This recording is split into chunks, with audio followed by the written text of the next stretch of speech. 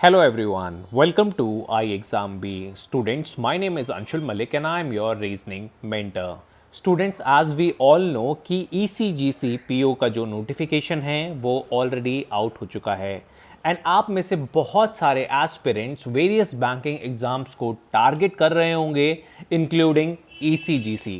Students, अगर हम exam pattern की बात करें तो ECGC का एग्जाम पैटर्न सिमिलर है वेरियस बैंकिंग एग्जाम्स के, चाहे वो RBI हो. स्टूडेंट्स, आज की वीडियो में हमारा जो मेन एजेंडा रहेगा वो रीजनिंग की स्ट्रैटेजी पे रहेगा, क्योंकि किसी भी बैंकिंग एग्जाम में रीजनिंग का बहुत इंपॉर्टेंट रोल होता है, बहुत ज़्यादा वेटेज होती है और किस तरीके से हम यहाँ पर अच्छा स्कोर करके अपनी पोजीशन को सिक्योर करेंगे, आज हम इस चीज़ को भी डिस्कस करेंगे. स्टूडेंट्स, मैं आपको एक ब्रीफ नोट में बताना चाहूँगा कि आज की वीडियो में हम ECGC के एग्ज़ाम स्ट्रक्चर को डिस्कस करेंगे. मैं आपको भी बताऊंगा कि रीजनिंग के कौन से टॉपिक की कितनी वेटेज है. हम रीजनिंग के कंप्लीट सिलेबस को भी डिस्कस करेंगे कि कौन कौन से टॉपिक आपको प्रायोरिटी पे प्रिपेयर करने चाहिए फॉर दिस पर्टिकुलर एग्ज़ाम. मैं एक्सपेक्टेड ब्रेकअप भी दूंगा कि किस टॉपिक में से कितने क्वेश्चंस आपके आ सकते हैं. फिर हम टॉपिक वाइज प्रिपरेशन स्ट्रैटेजी को डिस्कस करेंगे, चाहे वो कोडिंग डिकोडिंग हो, चाहे आपके पजल्स हो, इनइक्वालिटी हो, ताकि आपको पता चले कि किस सेक्शन में से मुझे ज़्यादा स्कोर करने की ज़रूरत है. और साथ ही में अगर आप लोग इंटरेस्टेड हैं तो हम एक सैम्पल पज़ल को भी डिस्कस कर लेंगे, ताकि आपको पता चल जाए कि किस लेवल के पज़ल यहाँ पर पूछे जाते हैं. स्टार्ट करने से पहले मैं आप लोगों को बताना चाहूँगा, if you are looking for an online course तो iExamB has launch ECGC PO online course और अभी फ्लैट 40% ऑफ चल रहा है on first 50 enrolments and for that you have to use the code ECGC40 in order to avail that particular offer. तो यहाँ पर आपको वीडियो लेसन्स प्रोवाइड किए जाएंगे, full length practice test, 10,000 plus practice question जो ECGC लेवल पर ही design हैं. साथ ही साथ 100 chapter test, 75 plus section test, study notes के साथ आपकी डेली लाइव क्लासेस चलेंगी. तो students, this is a great opportunity और आप ultimate B banker online course को भी ज्वाइन कर सकते हैं, जहां पर आप सभी एग्ज़ाम, अगर आप इस साल सारे बैंकिंग एग्ज़ाम्स को टारगेट कर रहे हैं तो चाहे वो IBPS हो, SBI हो, आपका RRB हो या फिर ECGC PO, तो आप ultimate B banker online course में एनरोल हो सकते हैं. इसका फर्स्ट बैच 28 मार्च से स्टार्ट हो रहा है. तो स्टूडेंट्स, यहाँ पर हम आपको 100% सिलेक्शन प्रॉमिस कर रहे हैं. अगर आपका 2 साल के अंदर सिलेक्शन नहीं हुआ तो आपके पूरे पैसे वापस कर दिए जाएंगे. तो 100% सिलेक्शन इन 2 years और full refund. So this is the guarantee from iExamB. So if you are interested, you can enroll for Ultimate B Banker online course. Students, अगर मैं एग्ज़ाम पैटर्न में रीजनिंग की वेटेज की बात करूं तो reasoning की वेटेज यहाँ पर सबसे ज़्यादा है. यहाँ पर रीजनिंग पे आपसे 50 क्वेश्चंस पूछे जाएंगे विच कैरीज 50 मार्क्स और इनको सॉल्व करने के लिए आपको 40 मिनट्स दिए जाएंगे. तो स्टूडेंट्स, यहाँ पर जो सिलेक्शन ऑफ द क्वेश्चन होता है वो बहुत इंपॉर्टेंट हो जाएगा कि कौन से टॉपिक आपको प्रिपेयर करने हैं ताकि आप यहाँ पर मैक्सिमम स्कोर कर पाएँ. और अगर मैं रीजनिंग के सिलेबस या ब्रेकअप की बात करूं तो सिलेबस तो मैंने यहाँ पर लिस्ट डाउन कर दिया है. आप पढ़ सकते हैं कि सबसे ज़्यादा क्वेश्चन कहाँ से पूछे जाएंगे. Students, puzzles and sitting arrangement का बहुत ज़्यादा वेटेज रहने वाला है. मेरे अकॉर्डिंग 15 से 20 क्वेश्चंस आपको पजल और सिटिंग अरेंजमेंट में पूछे जा सकते हैं, पर एटलीस्ट 50 क्वेश्चन यहाँ पर आपसे पूछे ही जाएंगे.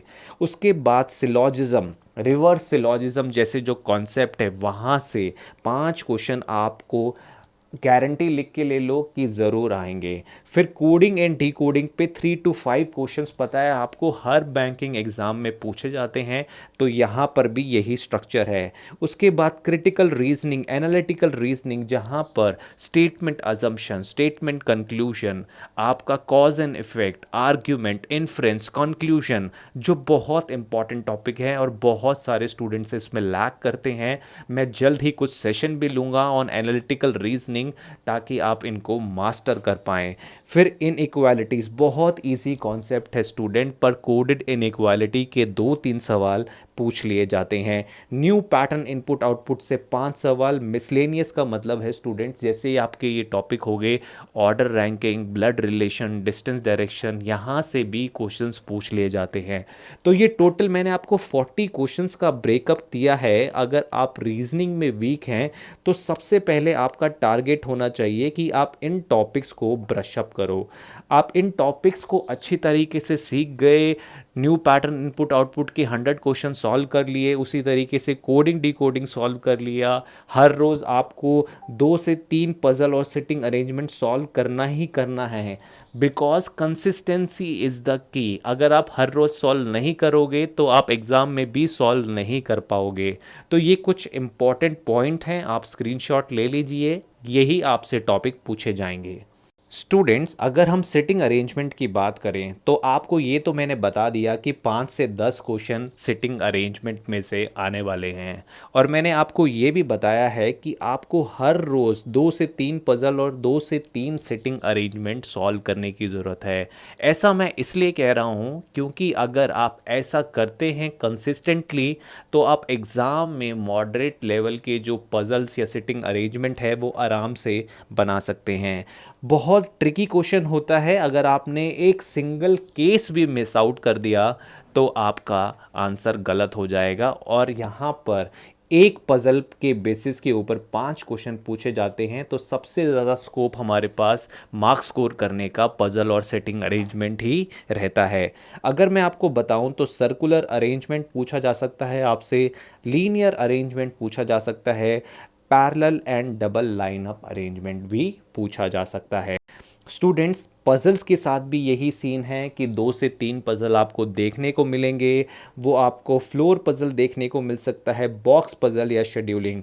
आज हम फ्लोर पजल को डिस्कस करेंगे, तो वीडियो के एंड तक आप बने रहे, क्योंकि मैं आपको लेवल ऑफ पजल्स भी दिखाने वाला हूं कि किस तरीके के पजल हमसे पूछे जाते हैं। बहुत सारे लोग इसको स्किप कर देते हैं क्योंकि उनको लगता है कि ये करके फ़ायदा ही क्या होगा, पर आप अगर 2 से 3 पजल या सिटिंग अरेंजमेंट रोज प्रैक्टिस कर रहे हैं तो मैं गारंटी देता हूं कि आप एग्ज़ाम में ज़रूर सॉल्व कर पाएंगे।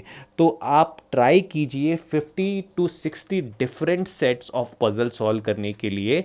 आपको पता है आजकल इंटरनेट पे बहुत सारे रिसोर्सेज हैं, आई एग्ज़ाम बी पर जाकर फ्री मॉक टेस्ट देकर आप इनकी प्रैक्टिस कर सकते हैं। तो ये बहुत इंपॉर्टेंट एस्पेक्ट होने वाला है। स्टूडेंट्स, अगर हम सिलोजिज्म की बात करें तो सिलोजिज्म में डेफिनेटली 5 क्वेश्चन आपसे पूछे जा सकते हैं। वो रिवर्स सिलोजिज्म पे भी हो सकते हैं या फिर नॉर्मल क्वेश्चंस भी हो सकते हैं। तो सबसे पहली रिक्वायरमेंट है कि कॉन्सेप्ट की क्लैरिटी आपको होनी चाहिए।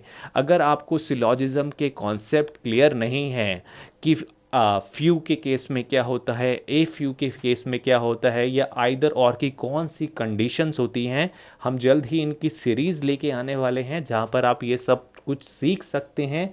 तो जब तक आपके कॉन्सेप्ट क्लियर नहीं होंगे आप यहाँ पर मार्क्स स्कोर नहीं कर पाएंगे। तो क्वेश्चंस में 2 से 3 स्टेटमेंट रहेंगे विद 2 to 3 कंक्लूजन। ठीक है, पॉसिबिलिटी वाले केसेस पर आप ज़्यादा फोकस रखो, क्योंकि यही जो एरिया है वहीं आप मार्क्स लूज कर जाते हो। तो focus on the basic concept और that only will help you to score more in syllogism. Students, अगर हम कोडिंग एंड डिकोडिंग की बात करें तो कोडिंग डिकोडिंग में भी कम से कम 3 क्वेश्चन आपसे पूछे जाएंगे, और ये बहुत आसान कॉन्सेप्ट होता है। आपसे लेटर, सिंबल या फिर नंबर कोडिंग पूछी जा सकती है, सब्स्टिट्यूशन कोडिंग पूछी जा सकती है, चाइनीज़ कोडिंग पूछी जा सकती है। आजकल तो एडवांस लेवल और न्यू पैटर्न कोडिंग डिकोडिंग के भी सवाल पूछे जाने लगे हैं। तो इन सभी चीज़ों का आपको ध्यान देना है।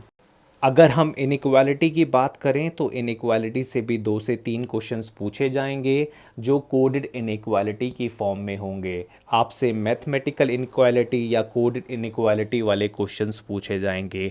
तो इस चीज़ का आप ध्यान। स्टूडेंट्स, अगर आपको आज का वीडियो पसंद आया हो तो प्लीज़ इसे लाइक करें, चैनल को सब्सक्राइब करें और इस वीडियो को मैक्सिमम लोगों तक शेयर करें। Students, that's from my side, and thanks for watching iExam B.